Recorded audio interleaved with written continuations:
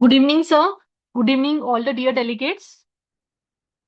I hope I'm clearly audible to everyone. So let's begin the session. नमस्कार सभी को। आज हम इंट्रोड्यूस कर रहे हैं डॉक्टर गणेश पाटिल सर को, जो कि एक रिनाउड आयुर्वेदिक और पंचकर्मा फिजिशियन है with 16 years of rich clinical experience. और मुझे बताने में बहुत खुशी होती है कि आप जैसे ही सर हमारे ये जो मास्टर कोर्स था उसके सर पास डेलीगेट रह चुके हैं। बैच 2 बैच 3 पहले से ही सर हमसे जुड़े हुए हैं। और doctor Ganesh sir along with his wife doctor Harshada, they both run धात्री आयुर्वेद एंड पंचकर्मा सेंटर, जहां उनका मिशन क्लियर है, हेल्थ के थ्रू ह्यूमैनिटी को सर्व करना। उनका स्ट्रॉन्ग बिलीफ है कि आयुर्वेद सिर्फ ट्रीटमेंट नहीं है बल्कि एक लाइफस्टाइल है, एक वे ऑफ लिविंग है। उन्होंने आर्ट ऑफ लिविंग के थ्रू 10,000 प्लस पेशेंट्स को सर्व किया है और उसके बाद अपनी इंडिपेंडेंट आयुर्वेदिक प्रैक्टिस एस्टेब्लिश की है। सर का अप्रोच बहुत ही यूनिक है। वो सिर्फ फिजिकल सिम्टम्स नहीं बल्कि इमोशनल एस्पेक्ट्स को भी इक्वली इम्पोर्टेंस देते हैं। उनका मानना ये है कि प्रॉपर लिसनिंग और प्रॉपर काउंसलिंग से हीलिंग हो सकता है पेशेंट का। उन्होंने अपनी ग्रेजुएशन भारतीय विद्यापीठ से कंप्लीट की है और अपनी जर्नी में कई रिस्पेक्टेड गुरु जैसे पाणकर सर, वैद्य पीटी जोशी सर, वैद्य जमदग्नि सर, वैद्य पावसकर सर से गाइडेंस लिया है। और not to forget one more guru, that is doctor Nilesh Londe sir, last but not the least. और जैसे वो खुद कहते हैं, we should always be a life long learner. Sir एक स्पोर्ट्स पर्सन भी रहे हैं, वॉलीबॉल टीम के कैप्टन रह चुके हैं और आज भी वो रनिंग, योगा प्राणायाम, मेडिटेशन और क्रिकेट जैसे एक्टिविटीज रेगुलरली फॉलो करते हैं। उनका association life art of living के साथ भी स्ट्रांग है और वो रेगुलरली सुदर्शन क्रिया भी प्रैक्टिस करते हैं। सोशल कंट्रीब्यूशन की अगर बात करें तो सर ने अडल्सेंट्स के लिए sex education, lifestyle management, parenting और फैक्ट्री वर्कर्स के लिए नवचेतना सेशंस जैसे कई इम्पैक्टफुल लेक्चर्स दिए हैं सर ने। कोविड टाइम ने उन्होंने 10 पिलर्स ऑफ अल्टीमेट हेल्थ नाम से एक फ्री ऑनलाइन लेक्चर सीरीज भी कंडक्ट की थी जनरल पब्लिक के लिए। प्रैक्टिस में उनके फेवरेट एरियाज है migraine, lifestyle disorders, obesity, infertility, joint pain and back pain. Personally sir एक फैमिली ओरिएंटेड पर्सन है, blessed with two lovely kids, and Harshada ma'am, his wife, she is a strong pillar. So let's welcome Dr. Ganesh Patil sir, a true example of dedication, compassion, and holistic healing through Ayurveda, a true example of a delegate who blindly followed his guru, Dr. Nilesh Lunde sir. Sir ने जो मार्ग सब बच्चों को दिया है, सब delegates को दिखाया है, उस मार्ग पर doctor Ganesh Patel sir blindly चलते रहे और आज उनकी सक्सेस की स्टोरी उनके मुख से हम सुनेंगे कि कैसे उन्होंने ये सब हासिल किया। सो नमस्ते डॉक्टर पाटिल सर।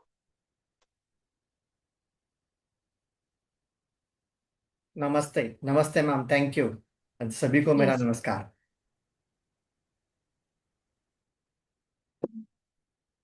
तो थैंक यू मंजू मैम, आपने इतना अच्छा इंट्रोडक्शन करके दिया।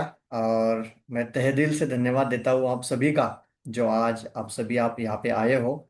और मुझे बड़ा सौभाग्य फील हो रहा है कि मैं अपनी कुछ राय रख सकूं। So first of all thank you Manju ma'am, thank you IIS team, thank you Nirvikar team, and thank you to my patient, to my clinic। अभी हमने हॉस्पिटल में उसको कन्वर्ट किया है। ये सभी मैं आपके साथ शेयर करूंगा अभी ये जर्नी में। So thank you all. मेरा नाम डॉक्टर गणेश पाटिल, मैम ने बोला मेरे साथ। सच में मेरी क्लिनिक की, मेरी लाइफ की स्ट्रॉन्ग पिलर है मेरी वाइफ डॉक्टर हर्षदा। वो मेरे साथ शुरुआत से ही मेरे इस क्लिनिक के इस मिशन में साथ में है। और उसी की वजह से आज मैं जो भी कुछ हूँ वो श्रेय goes to along with my guru, Ayurveda का नॉलेज थोड़ा बहुत जो भी है। पर मेरा मेरे वाइफ का जो प्रॉपर सपोर्ट रहा है, उसके वजह से मैं जो भी कुछ हूँ, उसके वजह से हूँ। सो थैंक यू हर्षदा, आप मेरे साथ हो। मेरे दो बच्चे हैं, अदिति, वो अभी 6th स्टैंडर्ड 7th स्टैंडर्ड में गई अभी, और प्रसन्ना, वो अभी 5th स्टैंडर्ड में गया। अदिति एक यूट्यूबर है, और उसके खुद का एक ब्लॉग है, taste of life with Aditi नाम से। वो जो भी एक्सप्लोर करती है, वो अपने वीडियो करती है, और बचपन से उसका शौक रहा है। सो अच्छा यूट्यूब कर रही है वो। और साथ में उसको एक बड़ा होके आयुर्वेदा डॉक्टर बनना है, और अभी से उसको खुद को इन्फ्लुएंसर बना रही हो, ताकि अच्छे से आयुर्वेद की सेवा कर पाए। मेरा बेटा प्रसन्न, उसको भी आयुर्वेद में इंटरेस्ट है। उसको आयुर्वेदा के बिजनेस में इंटरेस्ट है। आयुर्वेदा के क्या क्या अलग अलग अंग है उसमें, क्या क्या बिजनेस के अपॉर्चुनिटीज है, वो ढूंढ रहा है अभी से, और काम कर रहा है। साथ में वो भी स्पोर्ट्स में है, अच्छे से काम कर रहा है स्पोर्ट्स में। So this is all about me. मेरे साथ मेरी मम्मी है, जो मेरे गांव रहती है। मैं अभी जो प्रैक्टिस करता हूँ, धात्री आयुर्वेद और क्लिनिक जलगांव, ये महाराष्ट्र में स्थित है। ये डिस्ट्रिक्ट प्लेस है।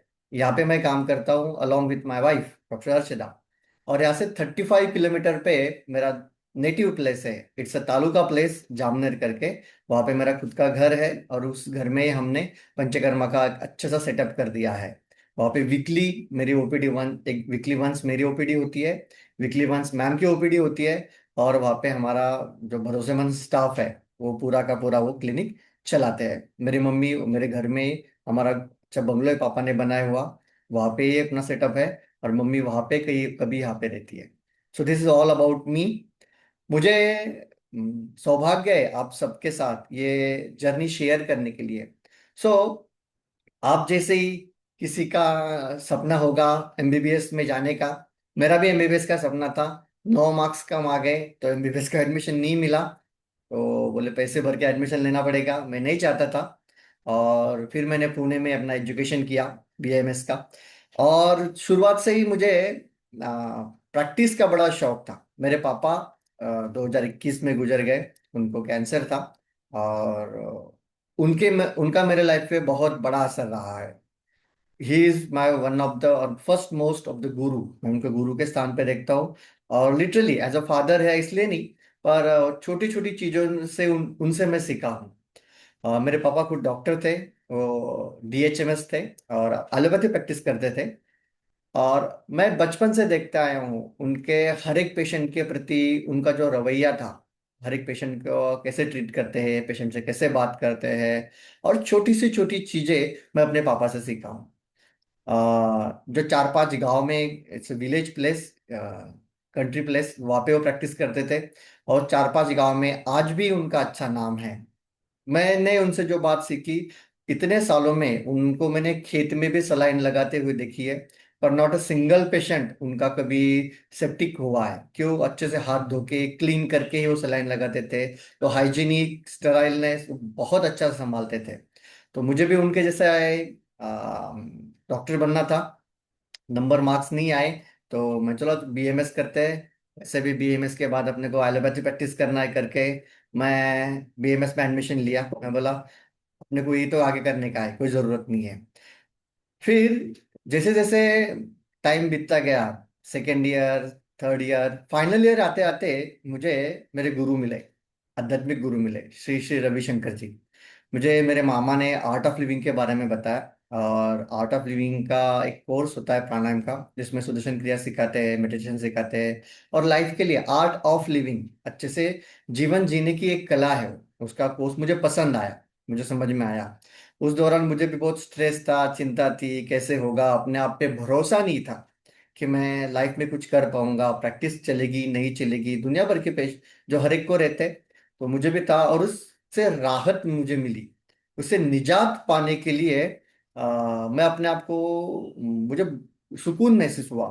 और जब मैं और ज्यादा सुनने लगा आर्ट ऑफ लिविंग को, श्री श्री रविशंकर जी को, तो काफी बार आयुर्वेद के बारे में बात कर रहे हैं। और ये अपने भारतीय परंपरा है। मुझे अपने आप तभी से उसके बाद आयुर्वेद में रुचि आना शुरू हो गया।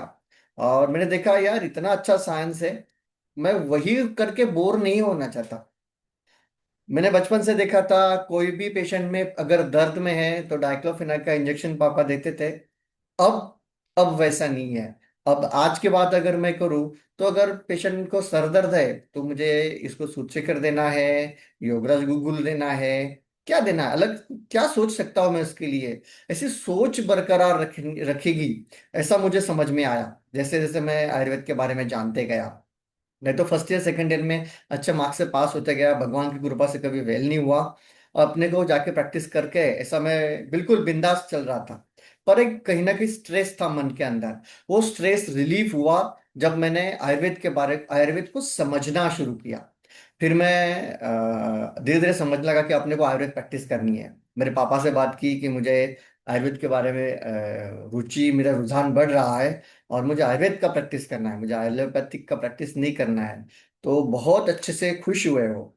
मेरे सारे बहुत सारे दोस्त है जिनको ये फैमिली का सपोर्ट नहीं मिला उस टाइम पे। 10-15 साल में आज जो आयुर्वेद का प्रति लोगों की रुचि बढ़ रही है, वैसे शायद उस टाइम पे नहीं थी।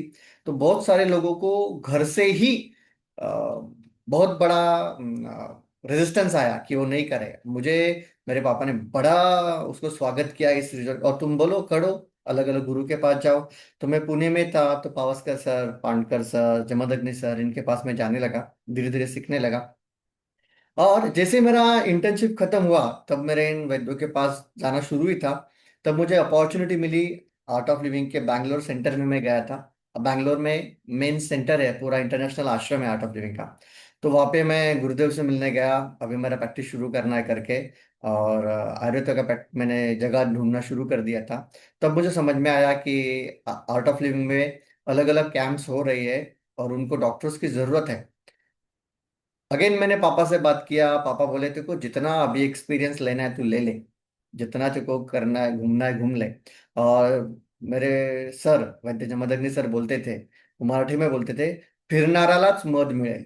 इसका अर्थ ऐसा है हिंदी में, जो घूमता है उसी को शहद मिलेगा, जो सिर्फ घर में बैठा है उसको कुछ नहीं मिलेगा।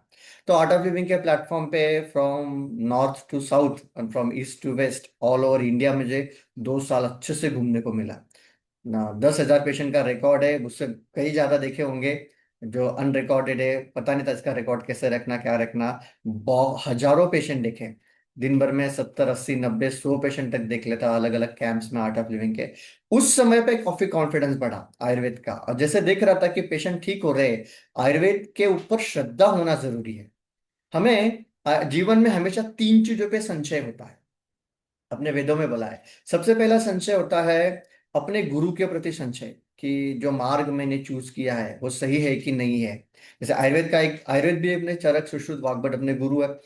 ये मार्ग जो उन्होंने बताया है, त्रिदोष सिद्धांत बताया है, सप्त धातु का सिद्धांत बताया है, इसके ऊपर प्रैक्टिस करके मैं चल सकता हूँ क्या, ये संशय आता है। दूसरा संशय आता है जो प्रैक्टिस मैं कर रहा हूँ, मेरे पास पेशेंट आएंगे कि नहीं आएंगे, मेरे पेशेंट मेरे पे भरोसा रखेंगे कि नहीं रखेंगे, ये एक संशय आता है। और तीसरा खुद के प्रति संशय, मुझे जमेगा कि नहीं जमेगा, मेरे से होगा कि नहीं होगा। ये 3 संशय को पार निकलना होगा, तो धीरे धीरे आपको उसमें कूदना पड़ेगा। जैसे मैं हमेशा बोलता हूँ, जैसे मैम ने बोला कि मुझे सत्वावजय चिकित्सा अच्छी लगती है। दैव व्यपाश्रय, युक्ति व्यपाश्रय चिकित्सा तो बोली ही है। पर पेशेंट के आजकल जो साइकोसोमेटिक डिसीजेस हम बोलते हैं, अगर पेशेंट माइग्रेन का आया है, तो अगर स्पेशली लेडीज है तो वो बोलती थी मैं शादी के पहले मुझे कुछ नहीं होता था, अचानक शादी हो गई, साल भर के अंदर मेरा सर दर्द शुरू हो गया। क्यों? वो कोप अप नहीं कर पाई न्यू फैमिली के साथ, वो कोप अप नहीं हो पाई, या फिर न्यू फैमिली उसको कोप अप नहीं कर पाई। तो धीरे धीरे स्ट्रेस बढ़ गया, पित्त बढ़ गया, और उसकी वजह से माइग्रेन शुरू हो गया। उसको कोई सुनने वाला नहीं है, उसको कोई समझने वाला नहीं है। अगर ऐसा कुछ हुआ तो धीरे धीरे उसका माइग्रेन भी ठीक होगा। उसी तरह सत्वावजय चिकित्सा एक अपना, उसका एक वैल्यू है। तो ये मुझे समझ में आया जैसे मैं पेशेंट के साथ बात कर रहा था, एक कैंप्स में बात कर रहा था। तो मुझे अपने आप पे कॉन्फिडेंस आया, बात करने से लोगों से कॉन्फिडेंस में आया। और एक सुंदर सा पैथी जो अपने संहिताकारों ने बताई है, इसको समझने का चांस मिला। फिर 2 साल अच्छे से काम करने के बाद 2009 में, मई 2009 में मैंने अपना खुद का प्रैक्टिस शुरू किया। जब खुद का प्रैक्टिस शुरू किया तब हर एक को चैलेंजेस आते हैं, वैसे मुझे भी हर एक बहुत सारे चैलेंजेस आए। मुझे लगता था अपना क्लिनिक अच्छे एरिया में होना चाहिए, तो अच्छे एरिया में एक गाड़ा लिया। एक गाला होता है वैसा गाला लिया, 300 स्क्वायर फुट का, 300 साढ़े 300 स्क्वायर फुट का। वहां पे बाथरूम नहीं था, टॉयलेट नहीं था। तो बड़ा मशक्कत करके ओनर से बात करके मना के पटा के 1.5 साल में उसने हाँ बोला। फिर छोटी सी जगह बाथरूम करने को मिली। तब तक हम सिर्फ पुश बस्ती करते थे। पुश बस्ती माने क्या? कोई स्नेहन नहीं, कोई स्वेदन नहीं, सिर्फ अनुवासन बस्ती से काम चलता था। तब तक वो स्ट्रेस में आ गया था मैं, कि कैसे उनको मनाऊं। और अगर चेंज करना चाहूं तो नहीं है हो सकता। हर एक को चैलेंजेस आती है। पर ब्यूटी क्या है आयुर्वेद की, वो मैंने अच्छे से चख ली थी, समझ ली थी। जैसे मैंने बोला, जो घूमता है उसको शहद मिलता है, उस तरह से जब मैंने पूरे भारत वर्ष की यात्रा की, तो हर जगह से मैंने पेशेंट देखे। कुछ आपको एग्जांपल बताऊं, तो आयुर्वेद कहा वहां से समझने लगा। एक बार मैं मैंगलोर गया था। बैंगलोर नहीं, मैंगलोर। तो मैं पहली बार वहां पे जा रहा था। तो मैं बड़ा खुश था। मैंगलोर, वहां पे बीच है, वहां पे आर्ट ऑफ लिविंग के सब वॉलंटियर्स आते थे, बात करते थे, अपने एज के थे, उनके साथ घूमने को मिलता था। पेशेंट के बाद उनको साथ चर्चा करने को मिलती थी। तो एक अक्का थी, साउथ इंडिया में बड़ी बहन को अक्का बोलते हैं, उनके घर में रुका था। आर्ट ऑफ लिविंग के डिवोटीज के यहाँ पे ही रुक रहा था। तो लोगों से मिलना जुलना, उनके रहन सहन, उनकी संस्कृति को सीखने को मिला। तो जब मैं उनके घर में गया तो बड़ा थाली था, सब सजा के उन्होंने दिया। और मैं बड़ा खुश हुआ, वाह ये साउथ इंडियन में इडियप्पम है, ऐसा है। तो इडियप्पम एक अलग ही चीज होता है, सेवैया होती है इडली की। तो जैसे मैंने देखा, पहला निवाला निया, मैं तब पंच पकवान ने बनाया है। पहला निवाला निया मुझे उतरा नहीं, क्योंकि सबका सब खाना कोकोनट के ऑयल में बनाया था, खोबरे के तेल में खाना बनाया था। साउथ इंडिया में लोग खोबरे का तेल खा रहे थे। महाराष्ट्र में अगर देखेंगे तो हम अपन शेंगदाना तेल और सोयाबीन या सूर्यफूल का तेल बचपन से देखते आते, मैं वो करते थे। तो पहला निवाला जब डाया तो गया नहीं है खाना। तो समझ में आया कि साउथ इंडिया का एनवायरनमेंट हीटेड है, और इसीलिए नेचर ने वहां पे कोकोनट सारा भर भर के दिया है। तो उनका खाना, उनके खाने में कोकोनट है। साउथ इंडियन लोगों का खाने में अम्लता ज्यादा रहती है। वो इडली खाएंगे, डोसा खाएंगे, और साथ में जो सांभर रहेगा वो भी बहुत सारा उसमें टमाटर डाला हुआ रहेगा, अम्ल गुणधर्म में ज्यादा रहेगा। इसीलिए साथ में कोकोनट चटनी है जो पित्त को बैलेंस करेगी। अम्ल से जो पित्त, बढ़ा हुआ पित्त है, उसको बैलेंस करने के लिए अपना जो साइंटिफिक फूड है, हर एक देश में, भारत में कितना विविधता है। यहाँ पे हर 50 किलोमीटर पे लैंग्वेज बदल रही है, यहाँ पे हर 50 किलोमीटर पे फूड बदल रहा है, यहाँ पे हर 50 किलोमीटर पे रीति रिवाज बदल रहा है। 50 किलोमीटर पे अलग अलग चाली रीति बदल रही है, रूढ़ी परंपराएं बदल रही है। शादी साउथ इंडिया में अलग होगी, बिहार में अलग होगी, पंजाब में अलग होगी, महाराष्ट्र में अलग होगी। हर चीज है। वैसे भी फूड अलग अलग है, पर उस फूड का अपने सेहत के ऊपर बहुत अच्छा प्रभाव है। जहाँ पे लोग हैं वहां पे सेम। जब पंजाब में गया तो वहां पे सरसों का तेल का सब्जी था। क्यों? वहां पे ठंडी ज्यादा है, बॉडी में गर्मी आनी चाहिए, उसी को ताकत के लिए वो सरसों का तेल यूज कर रहे हैं। वो देखने को मिला। तमिलनाडु में एक बार मैं था। तो तमिलनाडु में एक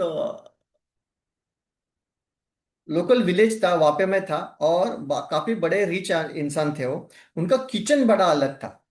मैं बोला, आपके घर अलग है और किचन अलग है, ऐसा क्यों है? तो जब उन्होंने समझाया, तो देखो आयुर्वेद कैसे यूज, तब मुझे आयुर्वेद को और अच्छे समझने को मिला। उनका किचन ऐसा था कि वो चूल पे खाना बनाते थे, चूल्हा। वो चूल्हे पे वो खाना बनाते थे।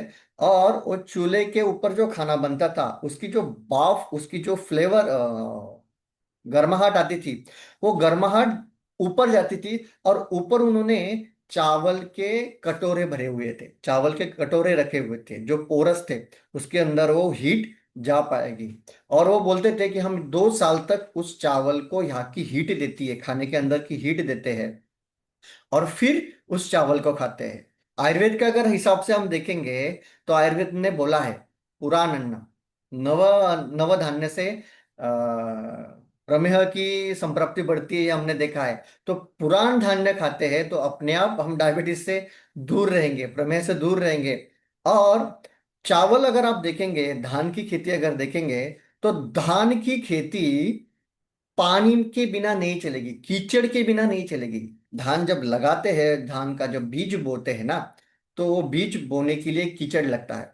वो कीचड़ में ही रहता है और वहां पे पानी स्टोर करके रखते हैं। तो कीचड़ मतलब क्या? वहां पे पृथ्वी तत्व ज्यादा है, वहां पे जल तत्व ज्यादा है। और उसी तरह का पृथ्वी तत्व और जल तत्व ज्यादा होने से वैसे ही कफ कारक, क्लेद कारक राइस बन जाता है। तो उस राइस का क्लेदत्व कम करने के लिए उसको 2 साल तक अच्छे से हीट दी है। और सिर्फ हीट दी, उसको 2 साल तक काल संस्कार किया है और अग्नि संस्कार किया है, ताकि उसका अंदर का पूरा जल तत्व, पूरा का पूरा क्लेद तत्व कम हो जाएगा और वो राइस हमारे लिए अच्छा रहेगा। ऐसा राइस पुराने जमाने में लोग खाते थे। वहां पे जो लोग पुराने जमाने के डाइट फॉलो कर रहे हैं, वो आज भी वैसा का वैसा डाइट फॉलो कर रहे हैं। आज भारत में अगर हम देखेंगे, ये गलत बात है, वैद्यों के लिए अच्छे हो सकती है, पर हम we are the diabetic capital of India.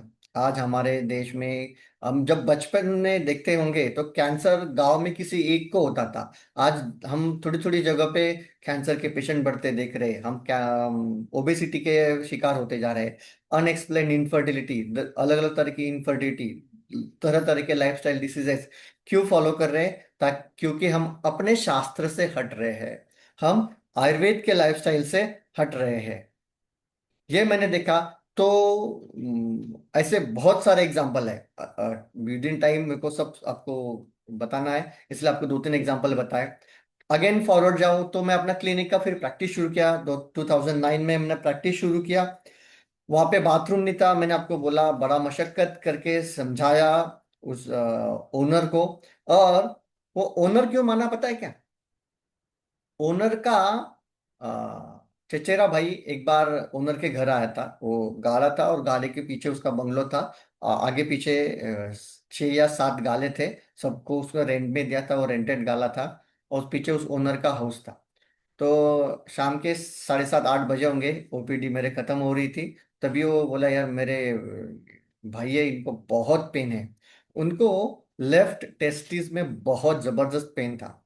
और तो मैं बोला, आप ये बहुत जबरदस्त पेन है सर, आप कुछ पेन किलर। मैं भी नया प्रैक्टिशनर था, प्रैक्टिस शुरू किए 2-3 महीने हुए थे, या 9-10 महीने, पता नहीं कितने साल हो गए थे, 1 आध साल हो गया होगा। तो बोला आप जाके, मैंने बोला, तो जब पूरा का उनका हिस्ट्री लिया, जैसे अपन हिस्ट्री लेते हैं आयुर्वेद के हिसाब से, तो उन्होंने बोला, अपना सोनोग्राफी किया है, टेस्टिकुलर सोनोग्राफी किया है, कुछ भी नहीं आया है। और ऑल तरह के इन्वेस्टिगेशन हो गए, कुछ भी नहीं आ रहा है। पर इंजेक्शन से भी अभी दर्द नहीं रुकता, इतना जबरदस्त दर्द होता है। मैंने उनको बोला, आपको इंजेक्शन से भी दर्द नहीं होता तो मैं एक आपको अलग से इंजेक्शन देता हूँ क्या? बोले, कुछ भी कर, ये दर्द से छुटकारा दे।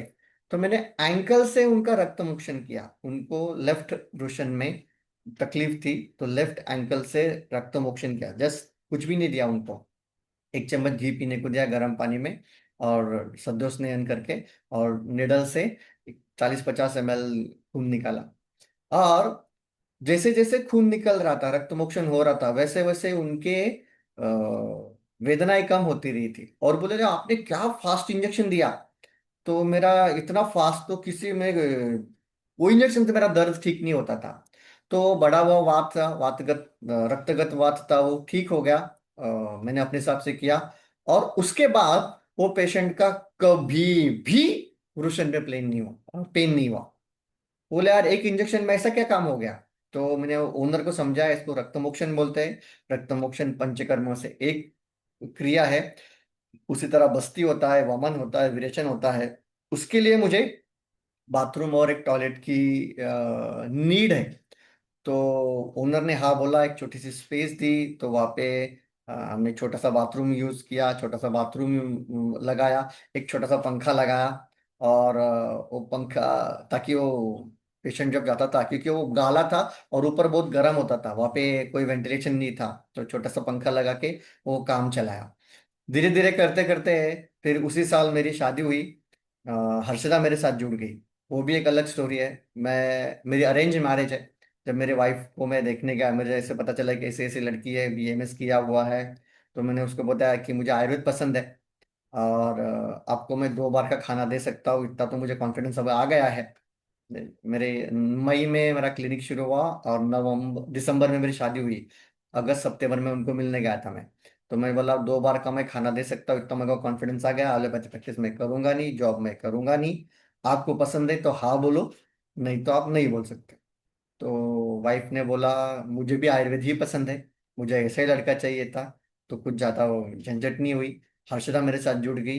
एंड देन अच्छे से एक स्टार्टेड जर्नी हमने स्टार्टेड की। तो फिर हर्षदा जुड़ गई, फिर हमने लेडीज पंचकर्म भी शुरू कर दिए। पहले पहले स्टाफ नहीं था। फिर मेरे साथ हमारी क्लिनिक की लड़की राजश्री, जो मेरा पहला स्टाफ है, वो आज भी मेरे साथ है। और ये भगवान धन्वंतर की कृपा है। जो जो स्टाफ पहले साथ जुड़े, नितिन करके के हमारा लड़का है, वो भी साथ जुड़ा है। आज इतने सालों से वो भी हमारे साथ में है, जो हमारे अभी पंचकर्मा का और मेरे क्लिनिक का मेन सपोर्ट है। ये मेरा स्टाफ है, उसके बारे में मैं बात करूंगा। निर्विकार से जुड़ने के बाद क्या बदलाव हुआ वो भी मैं बात करूंगा। फिर हर्षदा जुड़ गई, पंचकर्मा शुरू हो गया। फिर धीरे धीरे हम छोटे गाले से निकल के हमने एक बड़ी जगह ली और वहाँ पे पंचकर्मा का अपना क्लिनिक शुरू कर दिया। 1200 स्क्वायर फुट का जगह अच्छा मिल गया। वहाँ पे 2 पंचकर्म रूम, 2 कंसल्टिंग रूम, वहाँ पे छोटा सा वेटिंग एरिया, कंसल्टिंग एरिया अच्छे से मिल गया। और पंचकर्मा के लिए जगह मिल गई। तो भगवान धन्वंतरि की कृपा से प्रैक्टिस आगे शुरू हो गई। कुछ ही ऐसे प्रैक्टिस करते समय अब हमने अलग अलग तरह के पंचकर्म शुरू कर दिए। मेरा जो यहाँ का जलगांव जो डिस्ट्रिक्ट प्लेस है, और मेरा गांव मैंने बोला जामनेर जो तालुका प्लेस है, वहाँ पे हमने छोटे छोटे कैंप लेना शुरू कर दिया। और हम सिर्फ पुश बस्ती देते थे स्टार्ट में।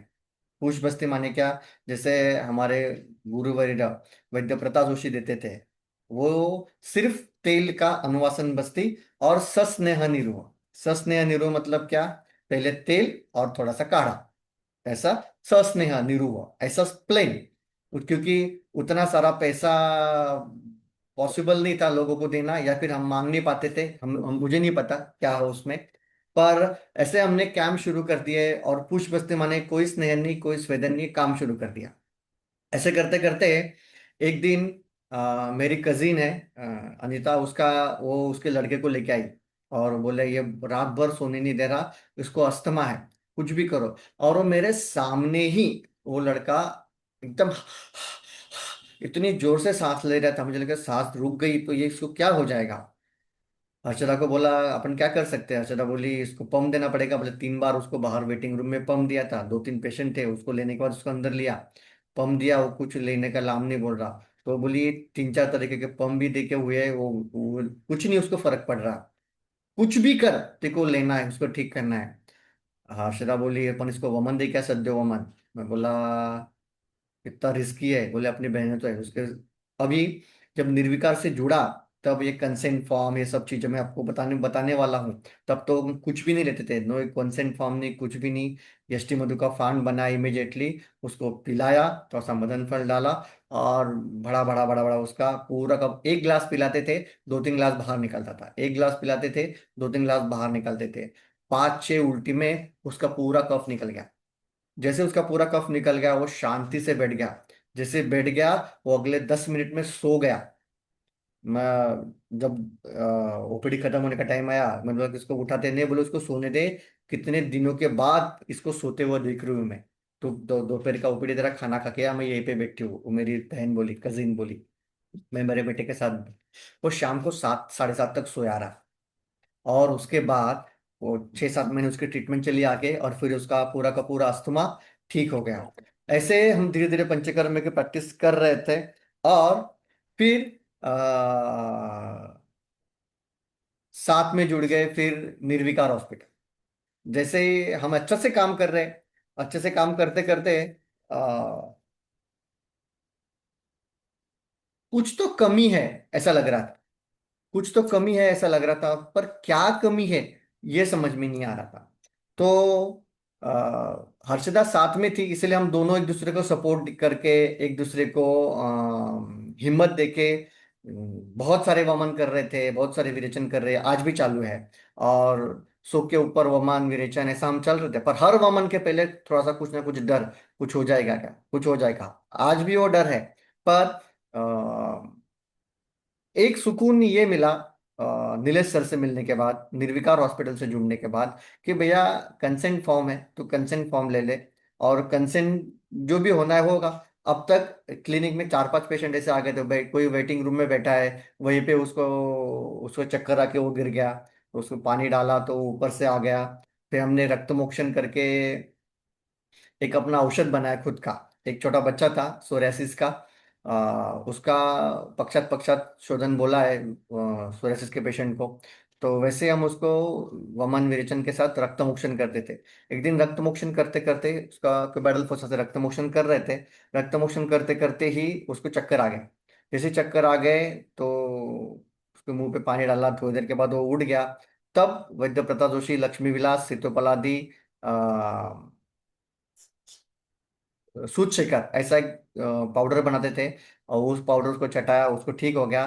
तब से हमने उसका नाम रक्त मोक्षण चूर्ण रख के दिया है। आज हमारा हर एक स्टाफ, हमारे हर एक थेरेपिस्ट वो रक्त मोक्षण चूर्ण का डब्बा साथ में रखते हैं। किसी को चक्कर आ गया, किसी को कुछ हो गया, हमको लगता है स्नेह शोधन के टाइम ये पेशेंट ज्यादा बल्की है, इसका बहुत ज्यादा वाटर लॉस डिहाइड्रेशन होने की वजह से इसको चक्कर आ सकते हैं, उसको पहले ही एक रक्त मोक्षण चूर्ण का एक पुड़ी दे देते हैं। तो इससे प्रैक्टिस आगे बढ़ गया।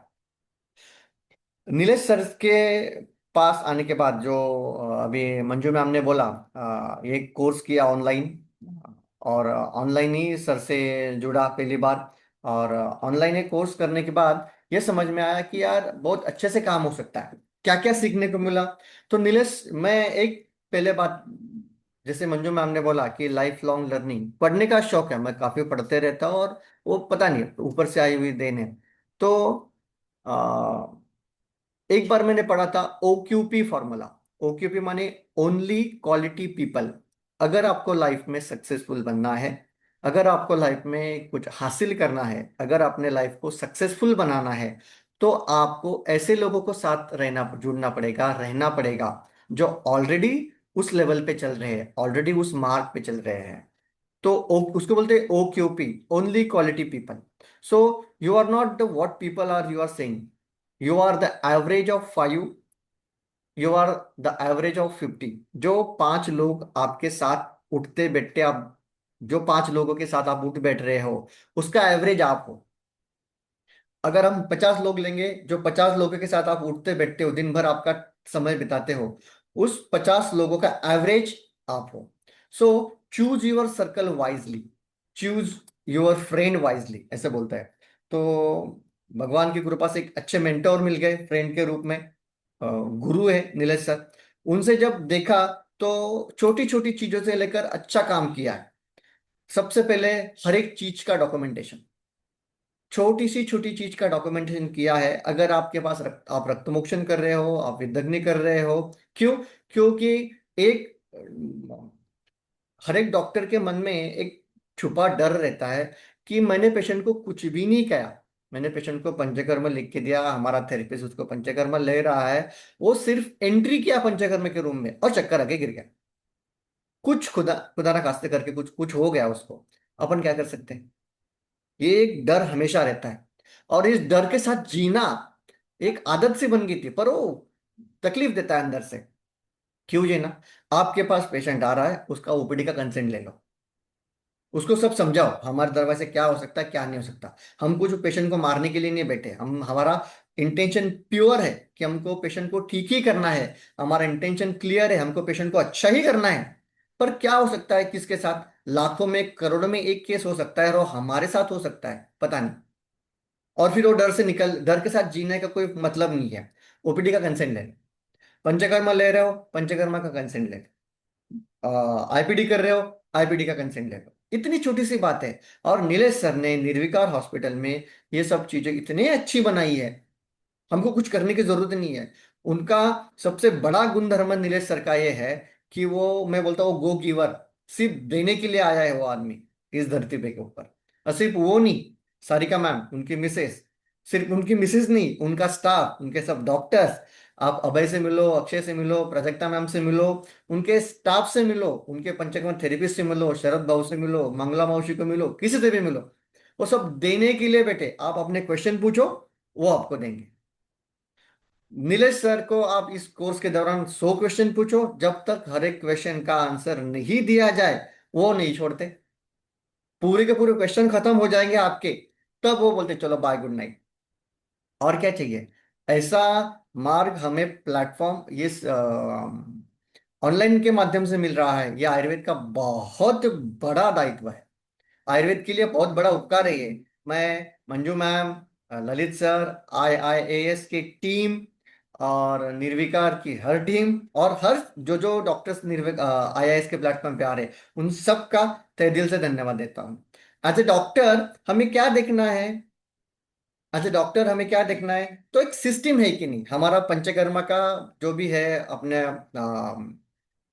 OPD का, पेशेंट का, पंचकर्मा का, हर एक छोटी छोटी चीज का सिस्टम है कि नहीं। उसके बाद आप अगर पॉसिबल है तो मैं बोलता हूँ सॉफ्टवेयर के साथ जाओ, हम भी उसमें अभी आ रहे हैं। सॉफ्टवेयर गया तो हर एक चीज का प्रॉपर डेटा मेंटेन रहेगा। हमने पहले काफी साल तक वो डेटा मेंटेन ही नहीं किया, हमें पता ही नहीं हो कैसा क्या, क्या चल रहा था। वो प्रॉपर डेटा मेंटेन करते हो तो बहुत अच्छे काम होगा। जो सॉफ्टवेयर नीलेश सर बोलते हैं बहुत बढ़िया सॉफ्टवेयर है, मैंने देखा उसको। हम सॉफ्टवेयर उसको देख सकते हैं। हर एक चीज का रजिस्टर है निर्विकार हॉस्पिटल। मैं बोलता हूँ आप हर एक चीज, हर एक लोगों ने ये कोर्स किया है, नहीं किया हो तो जरूर करना, अपने दोस्तों को बोलो। और एज अ इंटर्नशिप जाओ निर्विकार में, वहां पे देखो हर एक छोटी से छोटी चीज के लिए वहां पे रजिस्टर है। विदग्निकर्मा का रजिस्टर है, रक्त मोक्षण का रजिस्टर है, वामन व्यसन बस्ती का तो है ही है, तो बोलो ही मत। उनकी टीम हर एक चीज में इंपॉर्टेंट है। जैसे मैंने बोला, आप उनकी टीम से भी बोलो, उनकी टीम भी आपको भर भर के हर एक क्वेश्चन को आंसर देती है। नीलेश सर का बोलना है उनका तो सपना है 100 बेड का हॉस्पिटल बनाने का, पर खुद का मेरा नहीं, मेरे साथ ऐसे अलग 100 बेड के हॉस्पिटल होनी चाहिए हर एक डॉक्टर में। ऐसा आदमी कौन सोचता है? वो हर एक लिए बेटे हैं। नीलेश सर से मिलने के बाद कनेक्टिविटी के बारे में अच्छे से जानने को मिला। हम अपने काम में मशरूफ रहते हैं, हमें लगता नहीं है कि हम क्या करें। तो जितना your network is your net worth. जो जो नए वैद्य है मैं तो उनसे बोलूंगा, your network is your network. अगर आपका सही में आपका आपका नेटवर्थ बढ़ाना है, आपका नेटवर्थ बढ़ाना है तो आपका नेटवर्क बढ़ाना पड़ेगा। और आप अपनी छोटी छोटी चीजों में, अपने लोकल की जगह में, फिर वो रोटरी होगा, लायंस क्लब होगा, जो जो अलग अलग क्लब हो गए, सैटरडे क्लब होगा, डॉक्टर्स के क्लब होंगे, वहां पे जाओ, इन्वॉल्व हो जाओ। और ये बहुत जरूरी है। ये इसके बारे में नीलेश सर हमेशा बोलते हैं। और एक हॉस्पिटल का क्रिएशन जो अभी हमने मन में है, अभी एक बात बोलूं तो सिर्फ नीलेश सर का नहीं, सारिका मैम का भी एक स्त्रीवेदा करके कोर्स है, अपने IIS के प्लेटफॉर्म पे ही है, जो हर्षदा ने किया, मेरी मिसेस ने किया। जैसे हमारे मैम ने, सारिका मैम का वो कोर्स किया और उनका एक नजरिया बदल गया। अब वो खुद बोले कि अपना भी एक बड़ा हॉस्पिटल होना चाहिए। तो मुझे बड़ा सौभाग्य है। तो एक छोटा सा क्लिनिक था पहला, मैं जो आपको बोला छोटा गाला था, उसके बाद 1200 स्क्वायर फुट का क्लिनिक बना। वहां पे 2 पंचकर्म रूम थे। और अभी हमने धात्री स्त्रीवेदा करके एक और एक्सपांशन किया। अभी अपना और 1200 स्क्वायर फुट का क्लिनिक बढ़ गया, तो टोटल 2400 स्क्वायर फुट का क्लिनिक हो गया। वहां पे 5 पंचकर्मा के रूम है। टोटल अपने पास 12-13 लोगों का स्टाफ है। और बहुत सभी लोग अच्छे से काम कर रहे हैं। जामनेर में जो मेरा क्लिनिक है, वहां पे 2 पंचकर्मा के रूम है, सो टोटल 7 पंचकर्मा के रूम अभी है। जो जो स्टार्टिंग में कुछ भी नहीं था। तो भरोसा रखो, आयुर्वेद के ऊपर भरोसा रखो, अपने ऊपर भरोसा रखो, अपने शास्त्र के ऊपर भरोसा रखो, और नई चीजें सीखने के लिए तैयार रहो। LLL, life long learning. नए वैद्यों के लिए मुझे, मेरा खास आग्रह है, जो लोग नए लोग सीखने के लिए तैयार रहेंगे, अपनी फील्ड में, अपनी फील्ड का हर एक चीज में मास्टर बनना चाहिए। और मास्टर बनाने का ये मास्टर कोर्स है, जरूर ये करना चाहिए।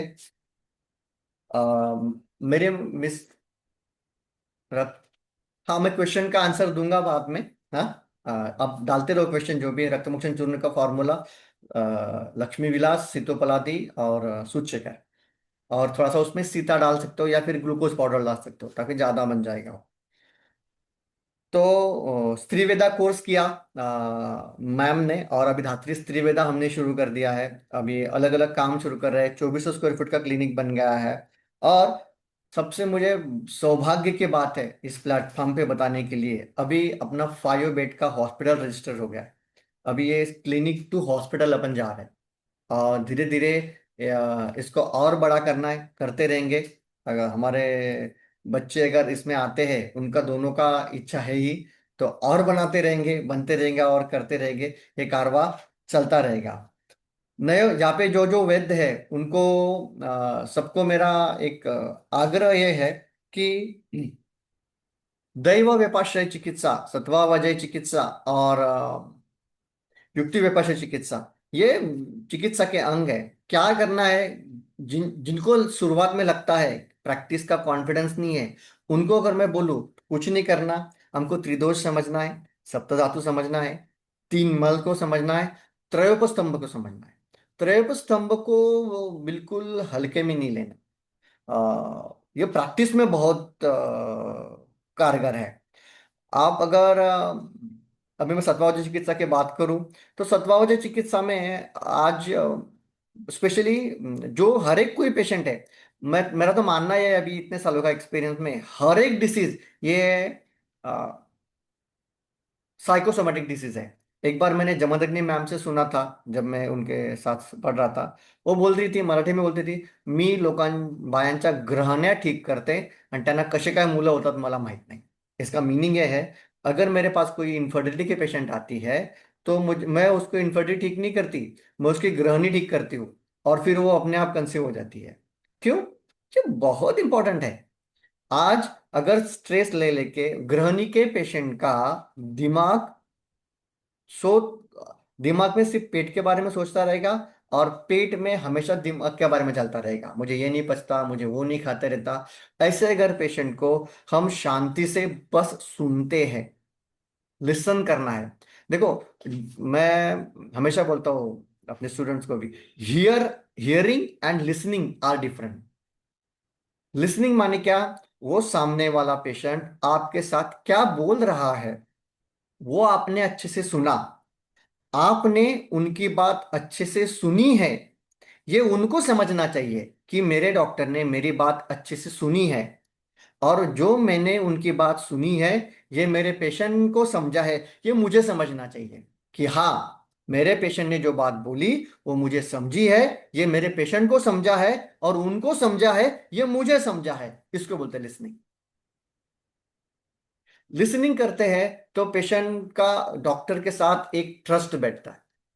मेरा डॉक्टर मुझे सुनता है, मेरा डॉक्टर मेरे बात को समझता है, ये एक बात अच्छे से होता है। और अब मैं एक दो एग्जांपल बोलूं आपको, तो 12-15 साल से भी जुड़े हुए आज भी पेशेंट हैं, वो आज भी आते हैं। मेरे पास तो बहुत सारे पेशेंट हैं। एक अभी परसों की एक पेशेंट थी, वो आई थी, डॉक्टर साहब वसंत ऋतु तो खत्म हो गया, बोले मेरे को वमन करने का है, मैं हर साल आती हूँ वमन कराती हूँ।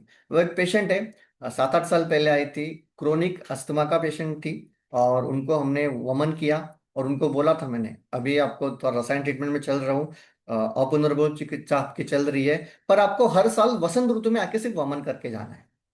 बोला ऐसा क्यों? तो धीरे धीरे जो नया दोषों की उत्पत्ति आ रही है, वो उनका दोषों की उत्पत्ति नहीं होगी, दोषों का संग टूटेगा, और व्याधि अपुनर्मय जाएगा, तो आपको ये ठीक होते जाएगा। 3 साल के बाद उनका अस्थमा ठीक हो गया। 3 साल तक वो मेरे पास हर साल वमन के लिए आती थी। और फिर मुझे उसने बोला कि अब मेरा तो मुझे दम नहीं लगता, पर क्या मैं वमन कर सकती हूँ? मैं बोला हाँ, क्यों नहीं कर सकता हूँ। मुझे स्वस्थ से स्वास्थ्य रक्षणम, ये हमारा फर्स्ट पिलर है। अभी वो हर साल आती है और सिर्फ वमन करके जाती है। ऐसे बहुत सारे पेशेंट हैं। इस साल हो के बाहर गई थी, उसके बेटी की शादी थी, बहुत सारे काम थे, तो बोले अब कर सकते हैं? मैंने बोला कर सकते हो, 12 महीने हम कर सकते हैं।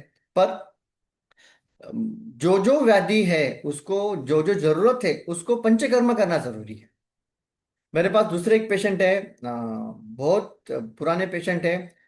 उनके मिस्टर, बहुत बड़े गुजराती पेशेंट है, उनके मिस्टर चल बसे, वो 15 मेरे साल मेरे पेशेंट थे। उनकी मिसेस, उनको 3 बेटियां है, 2 राजकोट में रहती है, एक लंदन में रहती है। जब भी जलगांव आती है, वो बस बोलते अभी क्या पंचकर्म कर सकते हैं मेरा, वो बोल दो, अभी मैं 79 एज की होगी, कौन सा बस्ती मेरे को चलेगा, हम उसको या कुछ पंचरित निरोध दे रहे, यापन बस्ती दे रहे, ऐसे काम करते हैं, वो ठीक हो रहे।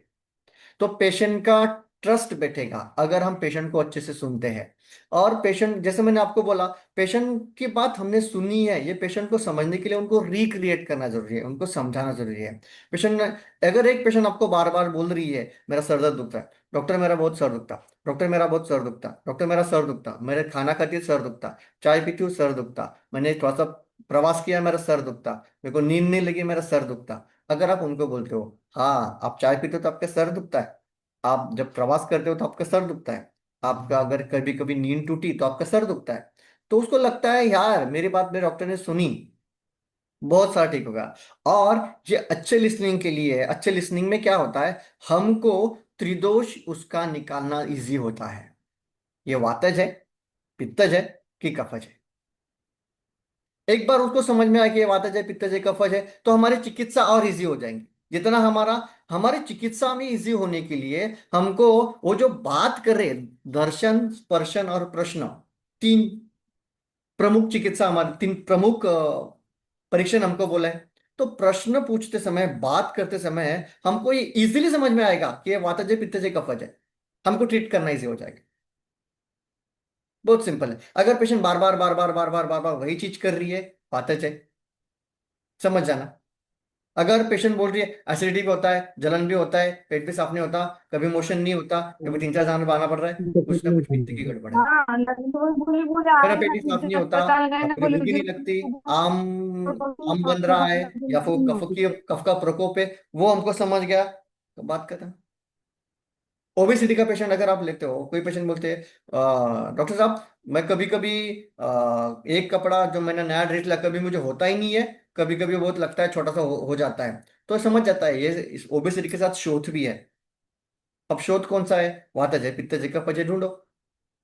ओबेसिटी ट्रीट करने के लिए जो मेरा एक मानना यह है कि अगर लेडीज में ओबेसिटी है तो 100% वो पांडु की पेशेंट है, मैक्सिमम या तो गृहिणी की पेशेंट है। उनका पांडु ठीक करो, उनको लोह कल्पना दो, घृत कल्पना दो, काफी हद तक फायदा हो जाता है। वो बात करते समय अगर बोलेंगी कि डॉक्टर साहब मुझे बहुत एसिडिटी होती है, कुछ भी खाओ मुझे जलता है, आप धात्री लो। अब बोल रही है मुझे कभी कभी आंखों में जलन हो रहा है, मुझे पैरों में जलन हो रहा है, सप्तामृत लो दो। थकावट आ रही है, कुछ भी करो, मुझे वाइट डिश्चार्ज ज्यादा हो रहा है, ताप लो दो। मुझे जड़ता लगती है, मुझे पेट भी साफ नहीं होता, जड़ सा लगता रहता है, नवाज लो दो। या आप हमको मेडिसिन को डिसाइड करने के लिए उनको समझना पड़ेगा। तो हमको वात पित्त कफ को अच्छे से समझना पड़ेगा। पेशेंट को बात करते समय, लिसन करते समय हमारा डायग्नोसिस काफी हद तक हो जाता है। फिर हमको सप्त धातु समझना है, धातु की अवस्था कौन सी है, हमको कहाँ तक पाचन करना है। बहुत बार ये गलती मैंने की है कि तिक्त रस हम दे रहे ताकि वो पाचन अच्छे से हो जाए, पर वो उसको कहाँ पे रोकना है। अब उसके दोषों का पाचन होते होते धातु भी पचन होने लग गए हैं। तो हमको समझना चाहिए अरे यार मैं तो दोषों का पचन कर रहा था, पर अब मेरे को तो रोकना चाहिए था, अब मेरे को थोड़ा सा ब्रूहन करना पड़ेगा, थोड़ा संतर्पण करना पड़ेगा। क्यों? क्योंकि हम सिर्फ पाचन ही कर रहे हैं, पाचन ही कर रहे हैं, पाचन ही कर रहे हैं। ये बहुत मेरी ये गलती मैंने प्रैक्टिस की शुरुआत की दिनों में बहुत बार की। तो धातु को समझना पड़ेगा, धातु की सारता को समझना पड़ेगा, धात्वग्नि को समझना पड़ेगा। साथ में त्रिमल, त्रिमल से भी हमको वात पित्त का पचा समझना पड़ेगा। ज्यादा स्वेट आ रहा है तो पित्त मतलब काफी सारी चीजें वो ये कोर्स में तो हमने सिखाई है, उसके ऊपर मैं ज्यादा बात नहीं करना चाहूंगा। एक बात जो हमसे छूट जाती है वो है त्रयोपस्तंभ, आहार, निद्रा और अब्रह्मचर्य, इसको पिलर बोला है। वैसे सभी के सभी वेगों को वेगान धारयत बोला है, किसी चीज किसी वेग को धारण नहीं करना है। पर इन वेगों में तीन वेग ऐसे हैं जो हमारे लाइफ की फाउंडेशन है, आहार, निद्रा, अब्रह्मचर्य। पेशेंट का आहार, नीलेश सर तो बोलते ही है, नीलेश सर के जो जो स्टूडेंट है अब देखोगे तो वो चार चीजें बोलते ही है। आहार के बारे में बताएंगे, व्यायाम के बारे में बताएंगे, पंचकर्म के बारे में बताएंगे, औषध को समझाएंगे। ये चार चीज आप संभालते हो तो आपका ठीक होगा ही होगा, बिल्कुल इसके बिना चलेगा ही नहीं चलेगा।